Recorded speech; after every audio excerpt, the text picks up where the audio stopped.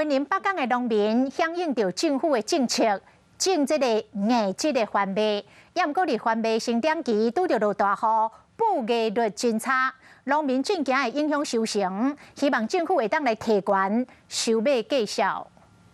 北港地区有真侪农民种硬质番麦，面积有220公顷。 毋过，拄着7、8月大雨造成灾损，云林县政府嘛要请相关单位到场会勘。最近啊，这个极端气候午后的那种大暴雨因为玉米惊水，种落了拄着遮尔大的雨，造成这个看咧嘛知天候引起的天然灾害。 即摆灾损真严重，有真侪田的布艺率较无5成，农业处嘛向农委会汇报状况来争取补助。 总共7万块的奖励金嘛，这个部分我们也会透过相关的管道，就是争取农民的福利可以拿到了